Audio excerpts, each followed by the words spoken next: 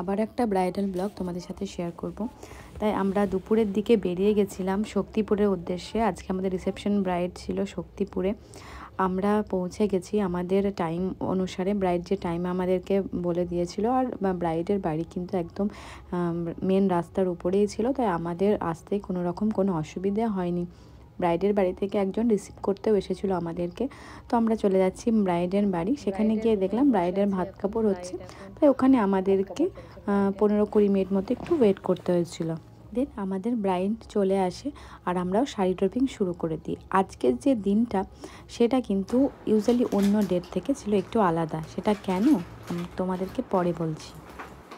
আজকের আমার reception bride দিশা, আমি ওর কাছ থেকে শুনে নেব যে ওর বিয়ের দিন মেকআপের কেমন এক্সপিরিয়েন্স ছিল। মেকআপটা তো অনেকক্ষণ স্টে করেছিল, সকাল পর্যন্ত। তারপর আমাকে যে আসছিলো বলছিল খুব সুন্দর লাগছে, মিষ্টি লাগছে।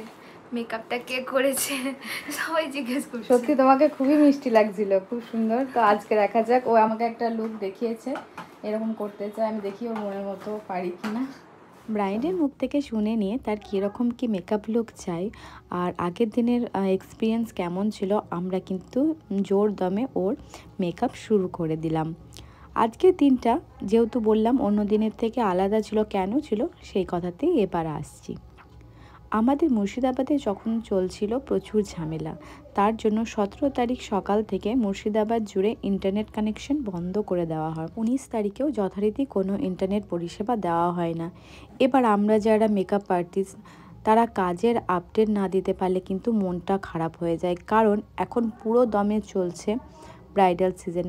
আমরা পরপর ব্রাইড করছি কিন্তু কোনো আপডেট দিতে পারছি না। আর আমার সমস্যা হচ্ছিল যে আমার যেহেতু কোনো ল্যাপটপ বা কম্পিউটার নেই, সেহেতু আমার ফোনের কিন্তু স্টোরেজ হয়ে যাচ্ছিল ফুল। তো আর কী বা করা যাবে, iCloud-এর স্টোরেজ কিনে ভিডিওগুলো সেখানে রাখতে হয়েছিল। অন্যান্য আর্টিস্টদের কাজগুলো যেগুলো আমরা ফলো করি বা দেখতে ভালো লাগে, সেগুলোও দেখতে পাচ্ছিলাম না। এরকম অস্বস্তির মধ্যেই কিন্তু আমাদের দিন কাটছিল। সে যাই হোক, সেই সমস্যা এখন মিটে গেছে। 7 দিন পর আমাদের ইন্টারনেট কানেকশন কিন্তু ফিরে আসে। এখানে আমার ইচ্ছে ছিল ব্রাইডকে একটু নিউড টাইপের লিপস দেওয়া, কিন্তু ব্রাইড আমার কাছে পিঙ্ক কালারের লিপস্টিক চেয়েছিল।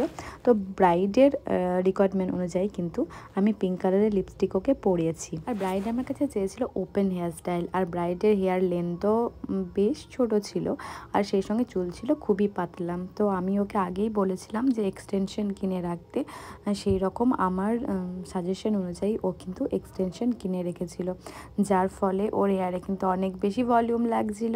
আর মনেই হচ্ছিল না যে ও কোনো এক্সটেনশন ইউজ করেছে, একদম রিয়েল হেয়ারের মতোই লাগছিল।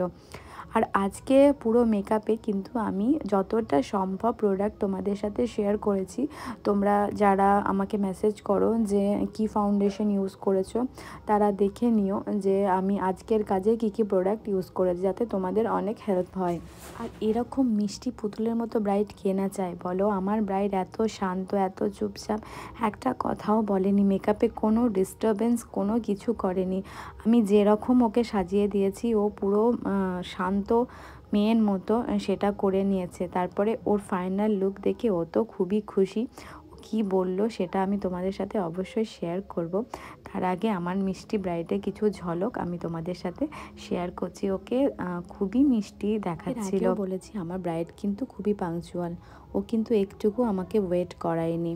হ্যাঁ, আজকে 10-20 মিনিট একটু ওয়েট করতে হয়েছিল। আমরা ও যে টাইমটা বলেছিল তার একটু আগেই পৌঁছে গেছিলাম।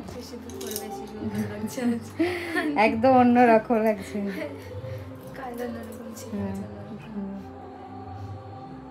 আর হ্যাঁ, তোমরাও কমেন্টে জানিও যে আমার ব্রাইডকে কেমন লাগছে।